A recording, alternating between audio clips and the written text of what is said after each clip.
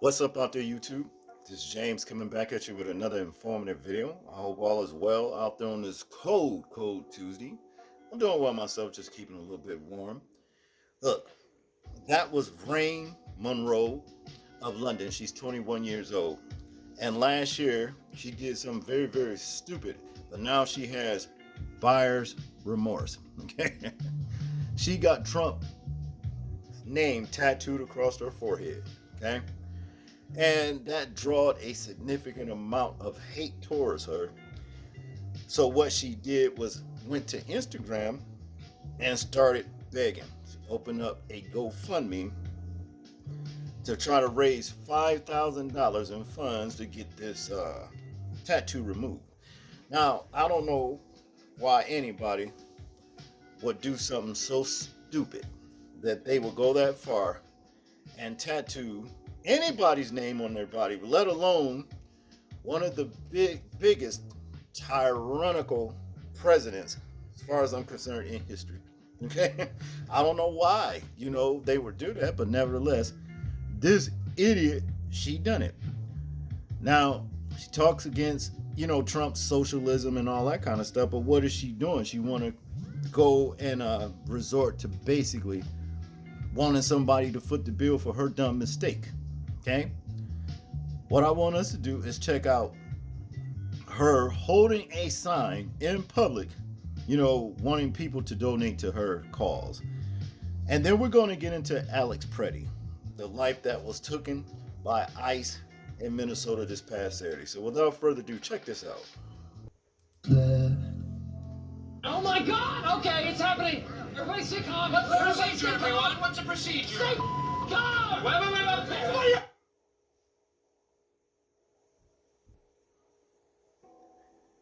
As we seen how stupid and ludicrous this woman really is. Like I said, you're the one that went and stupidly stamped your forehead with Trump's signature, his name. And then you want to come to the people, want them to donate $5,000 so you can get it removed. Look, there's better causes to donate $5,000 to, like homeless children, homeless people, whatever. You know what I mean? For food, clothing, whatever they need. Then they give it to you just because you walking around in whatever square that is in East London holding a sign talking about you need money, donate, to remove the damn, tramp stamp. Well, Trump stamp in this particular case.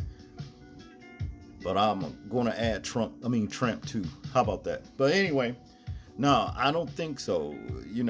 Even though the things that Trump is doing now and the way he's moving, look, I can understand why anybody would be ashamed, of actually voting for this man, especially you mega maggots out there, because see, y'all the one that put him in office. But when you put him back in office, you didn't know that he was going to be at y'all.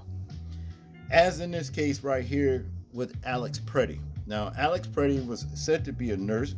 Said he was very kind, man, and he was just down there this past Saturday afternoon or morning or what have you, protesting, ICE and all the things that they're doing to so-called illegals, and hey, a problem ensued, altercation, whatever, and there was some pushing and shoving going on, and there were ICE agents actually spraying the mace and all pepper spray in people's faces and all that old kind of stuff, and all of a sudden, they all Alex had in his hand was his phone, and now he was packing. He did have a pistol on him, but he didn't have that pistol drawn or nothing like that. Some kind of way this man's life was taken. All right, he was tackled. He was tackled to the ground. They disarmed him, and then all of a sudden, shots rang out, and Alex was left on the pavement, laying limp. Okay, that's exactly what happened. Okay, now there's a lot of people that are starting to see that, well, they're having what you call buyer's remorse as well when it comes down to putting Trump back in this office. Because see, now you are starting to get the so-called black experience here in this country. But what I want us to do is actually check out this video clip, or collaboration of 3 video clips that I put together, and then we'll get back to the commentary. Good morning, Robin. We took multiple videos, verified them, and then went frame by frame, and we have now a fuller picture of what occurred over just minutes when an initially non-violent encounter turned deadly and became yet another flashpoint in the nation's vigorous debate over immigration enforcement, the use of lethal force, and accountability. At least 3 minutes before Alex Pretti was shot and killed, he is seen at 8:58 a.m. Saturday holding his phone at a distance from immigration enforcement officers in an apparent attempt to record a nearby arrest. An eyewitness captured this video of Pretti filming the arrest. At no point does he appear to display a weapon. A minute later, Pretti appears to be using his phone to record 2 bystanders interacting with a federal officer before that officer is seen shoving one of them across the street. Do not push them into the traffic! Another camera angle shows the officer shove one of those individuals into Pretti. You can see the 2 holding onto each other. The confrontation escalates. Both of Pretti's hands are visible. One holds the phone, the other he held up seemingly to protect himself from pepper spray. Whoa! Pretti is seen being pepper sprayed. 3 officers grapple with him until he's taken down and held on the frozen pavement. Another group of officers then surrounds him. At 9:01, the federal officer in a gray jacket emerges from the scrum with a gun that appears to match the one Pretti had a permit to carry. Almost simultaneously, the first shot is fired. Officers step back. Within 5 seconds, 9 more shots, and soon after, the officer is heard. Pretti died at the scene. Now, almost immediately, the Trump administration declared the shooting justified. Homeland Security Secretary Kristi Noem said Pretti assaulted officers and intended to kill law enforcement. That's despite an eyewitness account filed under oath, Robin, contradicting the secretary's version. And our own eyes saying it for ourselves as well. And before any investigation. Right. What are the guidelines for deadly force, using deadly force? The Department of Homeland Security does have its own policy saying a federal officer should only use deadly force when there's a reasonable belief of an imminent threat and should stop firing once that threat is neutralized. Even gripping or displaying a firearm is not enough, according to the DHS policy, to invoke deadly force. This morning, a growing number of Republicans are joining Democrats, calling for a full investigation into the killing of Alex Pretti by Border Patrol agents in Minneapolis. What we're seeing on TV is causing deep concerns over federal tactics and accountability. Senator Bill Cassidy calling the situation disturbing, writing the credibility of ICE and DHS are at stake. Senator Lisa Murkowski adding, ICE agents do not have carte blanche in carrying out their duties. Others taking issue with how quickly the Trump administration made an assessment, labeling Pretti a domestic terrorist without providing any evidence. John Mitnick, who served in President Trump's first term and helped establish the Department of Homeland Security, criticizing the agency, saying, I'm enraged and embarrassed by DHS's lawlessness, fascism, and cruelty. But top Trump officials continue to double down. FBI Director Kash Patel suggested it is illegal to bring a gun to a protest. You cannot bring a firearm loaded with multiple magazines to any sort of protest that you want. It's that simple. Overnight, President Trump telling the Wall Street Journal he doesn't like any shooting, adding, quote, but I don't like it when somebody goes into a protest and he's got a very powerful, fully loaded gun with 2 magazines loaded up with bullets also. That doesn't play good either. It's a stark contrast to what many Republicans, including the president, had to say about Kyle Rittenhouse, seen here carrying an assault-style rifle through Kenosha, Wisconsin in 2020, before opening fire, killing 2 men. He was acquitted on the charges. President Trump called him a very nice young man. Minnesota officials say Pretti was a lawful gun owner with a permit to carry, a right protected under the Second Amendment. Republican Congressman Thomas Massie posting, carrying a firearm is not a death sentence. It's a constitutionally protected God-given right. The NRA even speaking out, posting, responsible public voices should be awaiting a full investigation, not making generalizations and demonizing law-abiding citizens. The president's predecessors calling for it all to stop. Former President Barack Obama said the shooting should be a wake-up call to every American. And former President Bill Clinton stating, at every turn the people in charge have lied to us, told us not to believe what we've seen with our own eyes. And over on Capitol Hill, Senate Democrats are now trying to take a stand, saying they will oppose a Department of Homeland Security funding bill that could lead to a partial government shutdown by the end of the week, which means TSA agents and FEMA response would be impacted. But regardless, it will do nothing to stop the $75 billion that Republicans have already passed and allocated toward funding ICE. What a shame. What a shame. What a shame. Okay? Look. How the hell are you going to label this man as being a domestic terrorist when he didn't even have the gun out, and then he was disarmed? He was disarmed before he was fatally shot. Why? I mean, all of y'all on him like that, you need to use your firearm to shoot this man 9 times? This is sending a clear message. So every citizen in this country, that anybody can get it. And that's all that boils down to. And that includes you MAGA maggots. Yeah. Those ICE guys down there, they will turn on you as well, because that's what lowlifes do. They don't care. They just want the signal to be able to do things like this, take people's lives. You know, that's just what it all boils down to.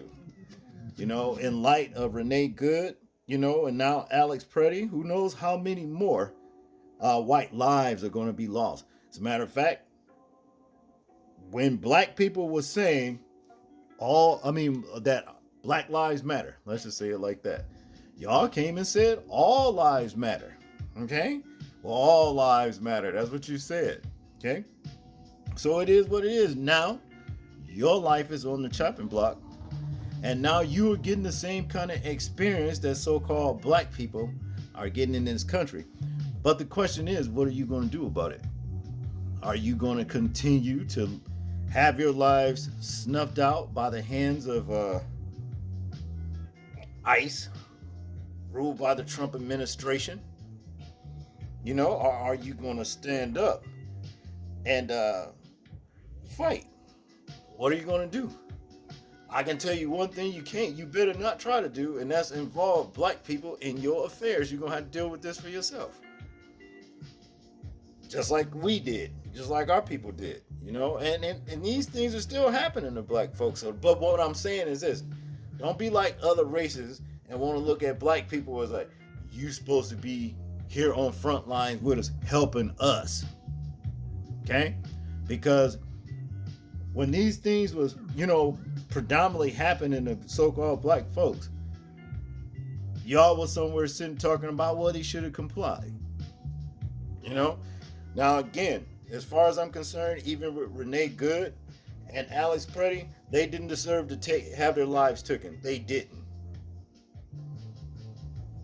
But being at these trigger-happy lowlifes with guns and now a badge that's declaring them authority to take your life, this is what's going to happen now. You see what I mean? Hell, they're funding these people. They're funding ICE to go out here, you know what I'm saying, and take lives. Tell you something else. They are very, very adamant about this immigration shit. Big time. They are attacking HUD. They've renewed their policies, you know what I mean, which I think I'm going to cover that tomorrow. And they even have stoplights with face recognition cameras, you know what I mean, that actually can look into your car and do a face recognition to see if you're even in the database, you know what I'm saying, and who you are and whatever. You know, to say other words, if you are a legal immigrant or whatever. You see what I mean? Or if you're a citizen.